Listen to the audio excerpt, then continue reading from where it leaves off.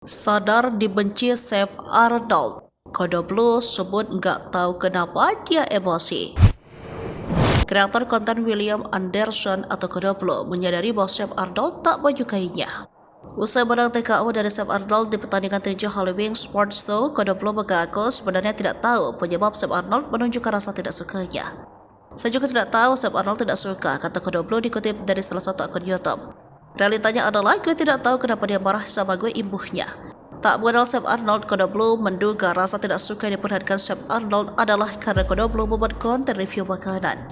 Menurut gue ada beberapa konten gue yang menyinggung dia, ungkap Kodoblo.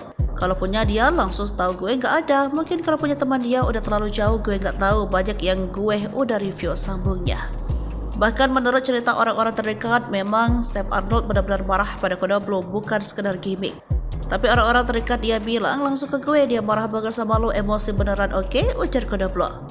Tapi gue nggak tahu kenapa dia emosi, lanjutnya. Itu juga alasan Kodoblo kemudian memilih menyampaikan permintaan maaf usai menang TKO dari Arnold.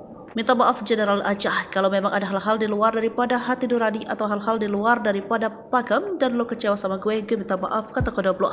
Kalau di luar daripada itu yang udah gue minta maaf juga, sambungnya.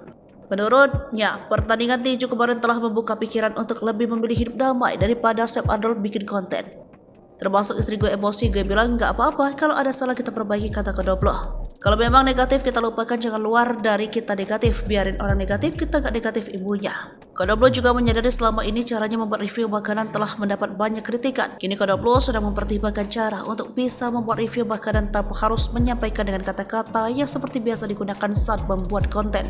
Gue lagi mikirin juga ini, makanya gue sama tim coba-coba brainstorm kira-kira adjustment seperti apa yang bisa ditampilkan tanpa menghilangkan keunikan tersebut, ungkap Kodoblo.